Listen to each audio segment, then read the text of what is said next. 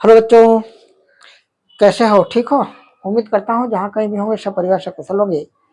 प्यारे बच्चों, बायोजोपी क्लासेस में मैं ऑफिसर एक बार पुनः आप लोगों का हार्दिक अभिनंदन करता हूँ।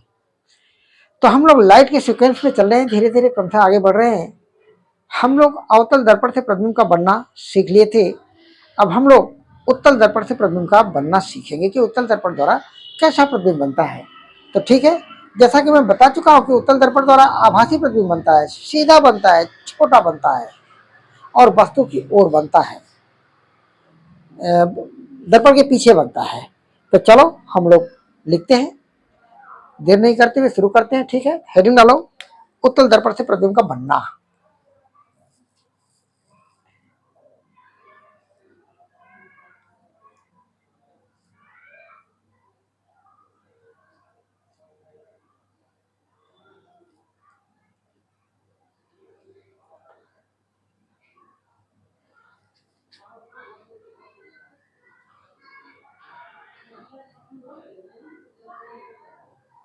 उत्तल दर्पण से प्रतिबिंब का बनना, देखना इधर,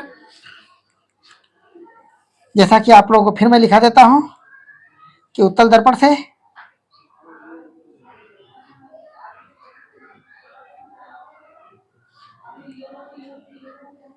सदैव आभासी प्रतिबिंब बनता है।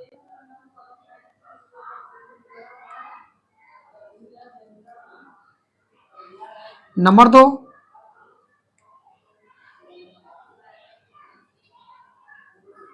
प्रतिबिंब का आकार वस्तु के आकार से छोटा होता है।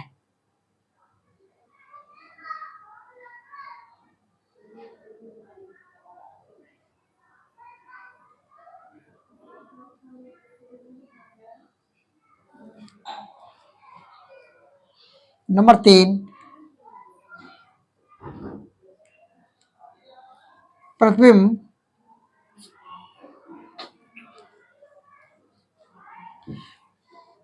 दर्पण के पीछे बनता है।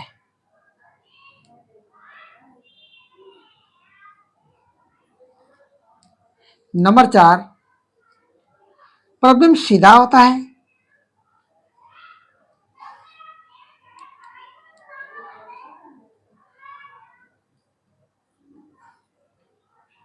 इस बात को हम लोग पीछे भी पढ़ चुके हैं पिछले वीडियो में कि उत्तल दर्पण द्वारा कैसा प्रतिबिंब बनता है। अब यहाँ पर हम लोग ये देखेंगे कि क्या वास्तव में ये जो प्रॉपर्टी हम उत्तल दर्पण से प्रतिबिंब बनने की पढ़े हैं, क्या ये सत्य है? तो चलो प्रश्न नंबर 1, पहला प्रश्न लिखते हैं हम लोग। प्रश्न नंबर 1, जब वस्तु या बिंब, वस्तु को बिंब भी बोलते हैं, अनंत पर स्थित हो, अनंत पर स्थित हो तो उत्तल दर्पण से बने प्रतिबिंब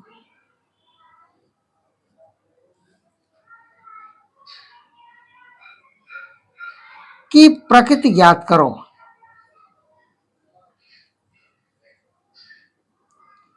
ये प्रश्न है। ठीक है, जब वस्तु यानी बिंब अनंत पर स्थित हो तो उत्तल दर्पण से बने प्रतिबिंब की प्रकृति ज्ञात करो। हमें प्रतिबिंब बना करके देखना है कि प्रतिबिंब कहाँ बन रहा है, कैसा बन रहा है। तो प्रश्नानुसार सबसे पहले उत्तल दर्पण बनाएंगे हम, जैसा कह रहा है। उत्तल दर्पण बना,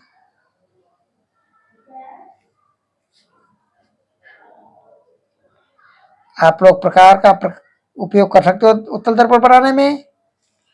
हम उत्तल दर्पण जब बनाएंगे तो मुख्य अक्ष बनाएंगे, जैसा कि आप जानते हो कि मुख्य अक्ष दर्पण के बीचों बीच से होकर गुजरने वाली ऐसी रेखा है जो कि दर्पण के ध्रुव और वक्रता केंद्र को मिलाती है। यहां पर दर्पण का ध्रुव बनाया P, नाप करके दूरी यहां से बनाएंगे हम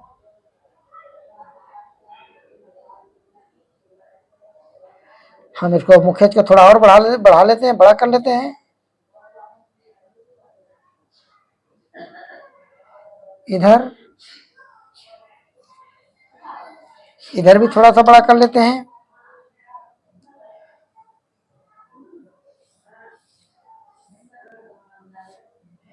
देखो F1 10 सेंटीमीटर लिया, तो 10 सेंटीमीटर पर ही वक्रता केंद्र भी होना चाहिए। वक्रता केंद्र C1 पर भी 10 सेंटीमीटर। इधर F2 C2 भी 10 पर ही बनेंगे।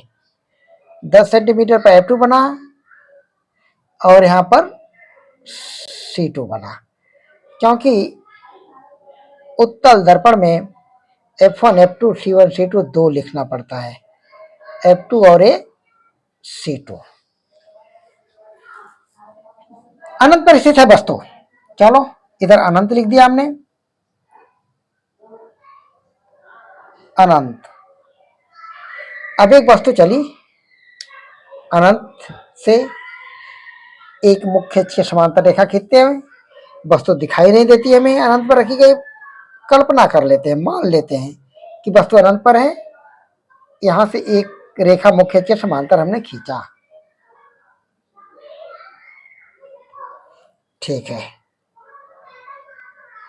दूसरी रेखा और मुख्य अक्ष समांतर मैंने खींचा,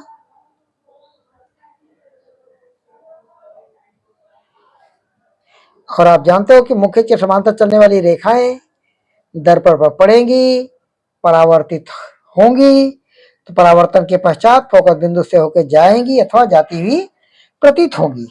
तो यहां पर तो उत्तल दर्पण है, यहां पे प्रतीत होंगी। ऐसा लगेगा कि फोकस बिंदु से होकर निकल रही है, लेकिन ये तो परावर्तित हो जाएंगी, तो ये जाएंगी।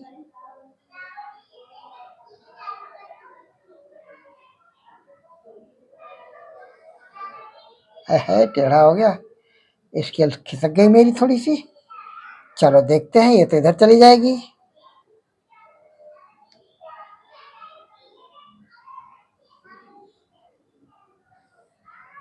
इस तरह से दूसरी रेखा भी ऐसे ही जाएगी, लगेगा कि फोकस बिंदु से होके जा रही है, लेकिन रियल में ये तो चली जाएगी इधर, रिफ्लेक्शन हो जाएगा, वापस लौट जाएगी। इस तरह से दूसरी रेखा देखो इस तरह से। तो इस तरह से अब हम निष्कर्ष निकाला क्या? नंबर एक, पहला निष्कर्ष निकला कि प्रतिबिंब फोकस बिंदु और F2, कोष्टक में F2 लिखेंगे, प्रतिबिंब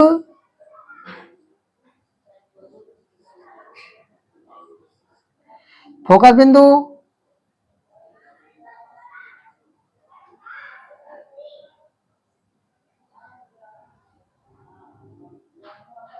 क्योंकि फोकस बिंदु दो है F1 F2, तो यहां पर F2 पर बनेगा।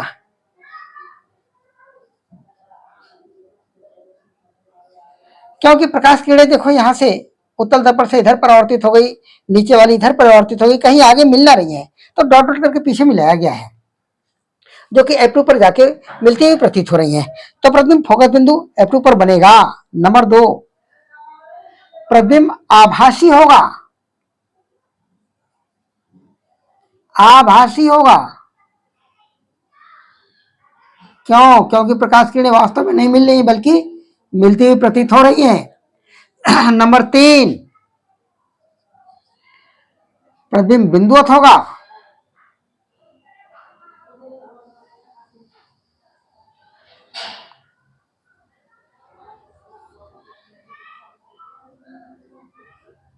बिंदुवत होगा। नंबर चार, प्रतिबिंब सीधा होगा। जैसा कि आपने प्रॉपर्टी में पढ़ा है। अब यहां पर तो हमें नहीं दिखा, लेकिन अगले प्रतिबिंब चित्र में हम लोग को साफ साफ दिख जाएगा कि ये आभासी है और सीधा है। ठीक है, तो इसको मिटाओ। अभी मैं सॉरी इसको उतारो, अभी मैं मिटा रहा हूं।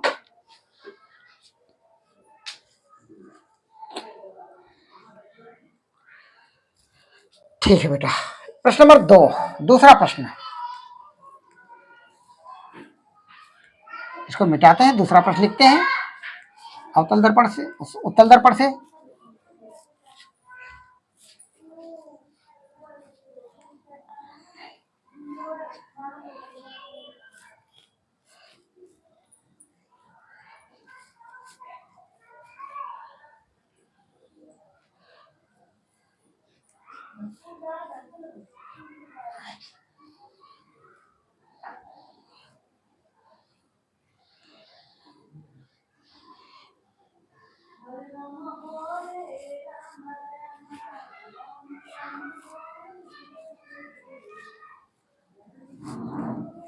प्रश्न नंबर 2, जब वस्तु अनंत और वक्रता केंद्र के मध्य स्थित हो।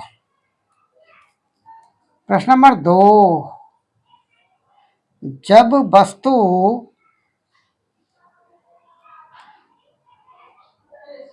अनंत और वक्रता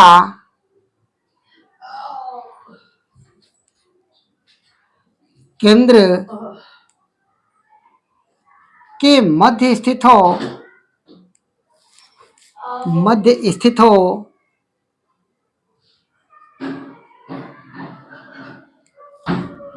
तो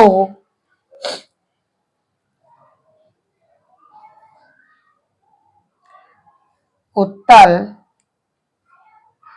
लेंस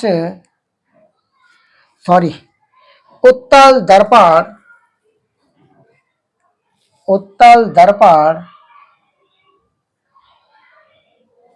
द्वारा बने प्रतिबिंब की प्रकृति ज्ञात करो।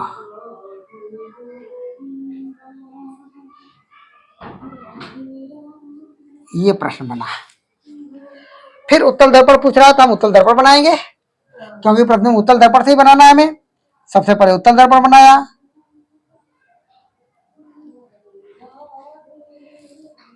पॉलिश कर दिया,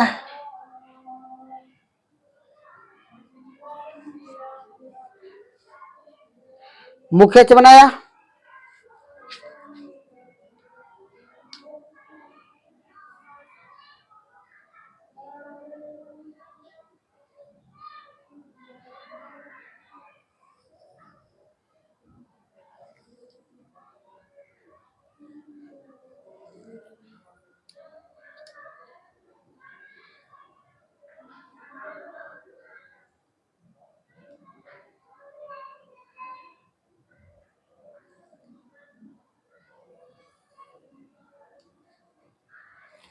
यहां पर दर्पण का ध्रुव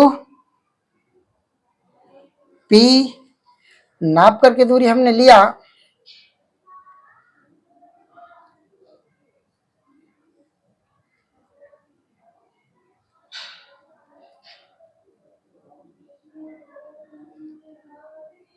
बराबर दूरियां होनी चाहिए। F1 C1, यहां ले लो F2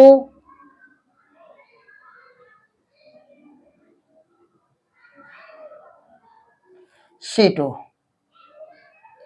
जितना दूरी P से F1 की उतनी दूरी F2 की, जितना दूरी P से C1 की उतनी दूरी C2 की होनी चाहिए, जैसा कि मैं पिछले वीडियो में बता चुका हूं। जरा सा भी अंतर हुआ दूरियों में तो भी जवाब गलत हो सकता है। देखो इधर वस्तु अनंत और वक्रता केंद्र के बीच स्थित है। प्रश्नानुसार इधर हमने अनंत बना दिया, ये वस्तु मैंने खड़ा कर दिया।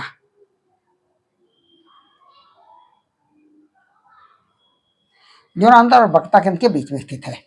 मुख्य अक्ष समांतर चली,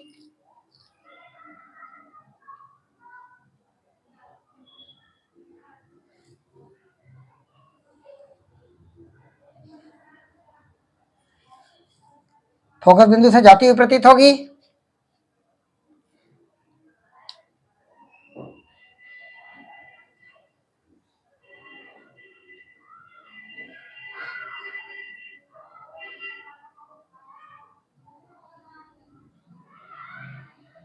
इस तरह से, बाकी ये दर्पण से टकरा कर चली जाएगी ऊपर की ओर, इधर इस डायरेक्शन में। दूसरी किरण मैंने ध्रुव पर लिया। आप जानते हो कि ध्रुव पर आएगी तो जितने डिग्री कोण पर आएगी उतनी डिग्री कोण पर परावर्तित हो जाएगी। चलो यहां से लेते हैं हम ध्रुव पर लिए इसको, ये जितने डिग्री कोण पर आती है उतने डिग्री कोण पर परावर्तित हो जाएगी।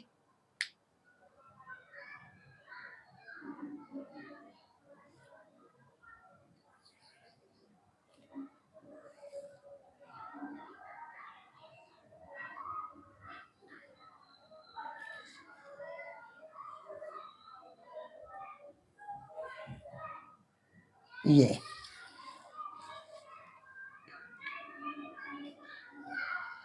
आगे कहीं मिल ना रही, दोनों कीड़े परावर्तन के बाद दूर दूर जा रही हैं, पीछे मिलाएंगे डॉट डॉट करके।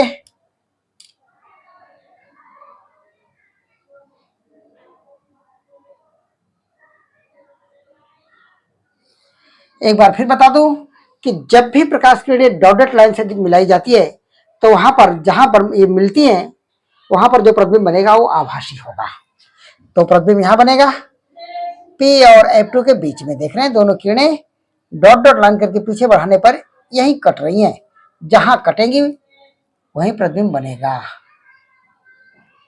परावर्तन के बाद। तो आंसर लिखेंगे नंबर 1, प्रतिबिंब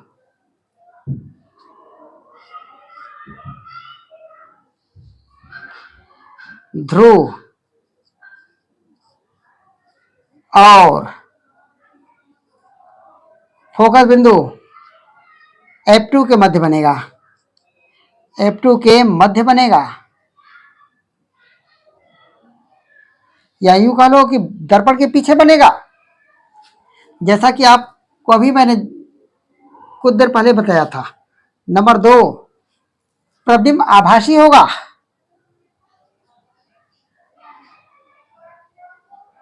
आभासी होगा। नंबर 3, प्रतिबिंब सीधा होगा। जैसा कि आप अवतल दर्पण के प्रॉपर्टी उत्तल दर्पण के प्रॉपर्टी में भी जान चुके हैं कि उत्तल दर्पण से आभासी और सीधा प्रतिबिंब बनता है। नंबर 4, प्रतिबिंब का आकार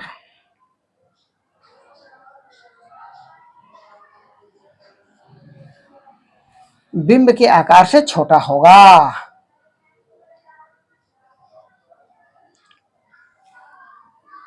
उतार लो। इसके बाद तो मैं मिटाता हूं इसे।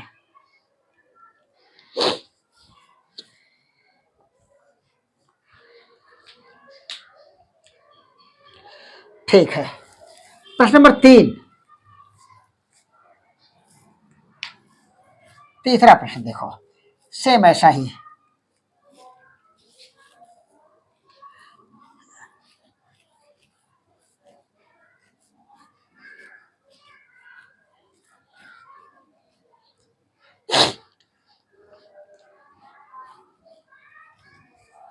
देख लो इधर, जब वस्तु वक्रता केंद्र पर स्थित हो। प्रश्न नंबर 3,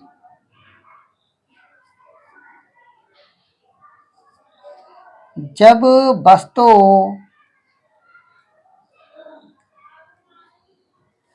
वक्रता केंद्र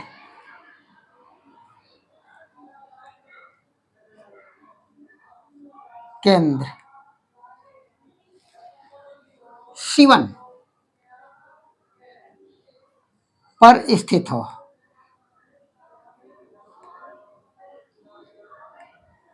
तो उत्तल दर्पण से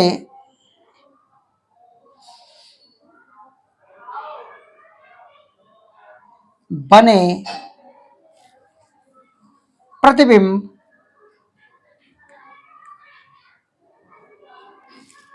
की प्रकृति ज्ञात करो।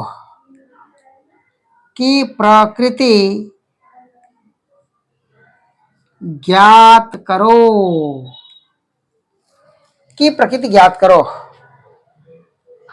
ठीक है, आंसर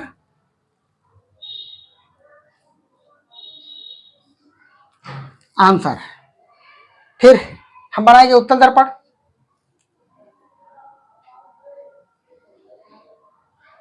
उत्तल दर्पण बनाया,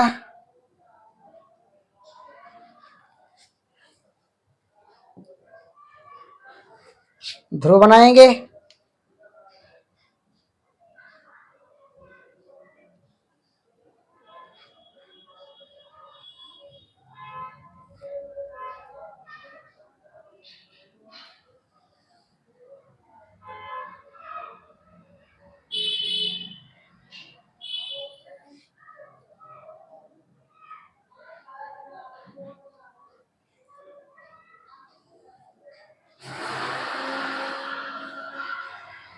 पी,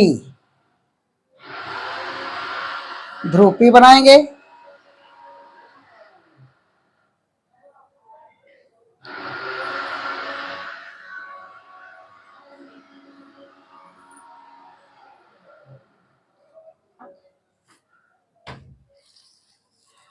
यहां पर नाप करके F1 रखेंगे,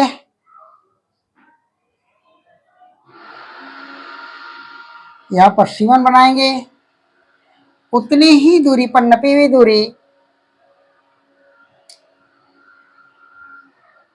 F2 और C2 होगी। F2 और C2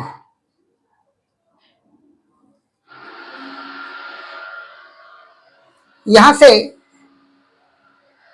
प्रश्न सर वस्तु को C पर रखेंगे। वस्तु को हमने C पर रखा, C को थोड़ा सा बगल में किया,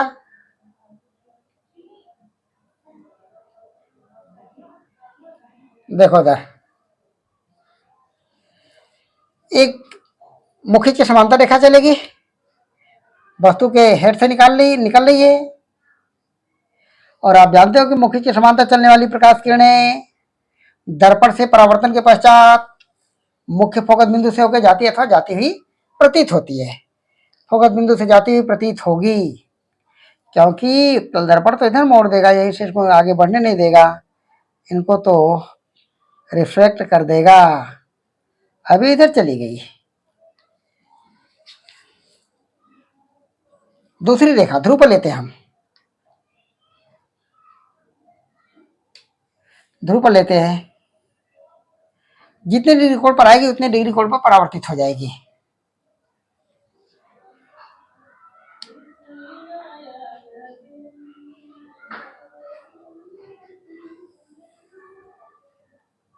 अब आगे तो कहीं मिल ना रही है, डॉट डॉट करके मिलाओ,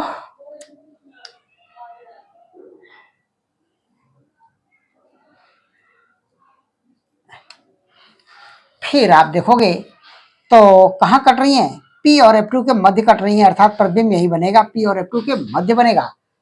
तो आंसर लिखेंगे, प्रतिबिंब P व F2 के मध्य बनेगा।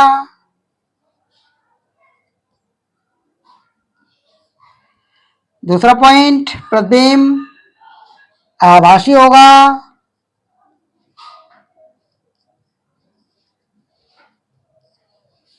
तीसरा पॉइंट, प्रतिबिंब सीधा होगा, क्योंकि आभासी प्रतिबिंब सदैव सीधा होता है। नंबर 4, प्रतिबिंब छोटा होगा, क्योंकि उत्तल दर्पण द्वारा कभी भी बड़ा प्रतिबिंब या बराबर प्रतिबिंब नहीं प्राप्त होता है। ये प्रॉपर्टी में मैं पहले भी बता चुका हूं। तो बच्चों एक चीज ध्यान देने वाली बात है कि अगर अनंत पर रखा था मैंने वस्तु को तो प्रतिबिंब F2 पर बना था, लेकिन अनंत के बाद अनंत और वक्रता केंद्र के बीच में रखा तो भी प्रतिबिंब C2 F2 के बीच बना, C पर रखा तो भी प्रतिबिंब P और F2 के बीच बना। यानी कहीं भी रखोगे, अब C1 पर रखो, C और F1 के बीच रखो, F1 पर रखो, F1 और P के बीच में रखो, वस्तु को कहीं भी रखो, प्रतिबिंब हमेशा P यानी ध्रुव और F2 के मध्य ही बनेगा। आभासी बनेगा, सीधा बनेगा, छोटा बनेगा, कोई उत्तर में परिवर्तन नहीं आएगा, केवल अनंत को छोड़ दे तो। अनंत पर जब वस्तु स्थित होती है तो उत्तल दर्पण द्वारा बना प्रतिबिंब F2 पर होता है। बाकी अनंत को छोड़ के कहीं भी रख लो, प्रतिबिंब पी और F2 के मध्य ही बनेगा, छोटा बनेगा, सीधा बनेगा और आभासी बनेगा। इस तरह से और भी कंडीशन में यही जवाब आता है, इसलिए अब आप इसके आगे मैं नहीं बता रहा हूं, आप लोग समझदार हैं, समझ जाएंगे। ठीक है बच्चों, तो इसको उतार लो।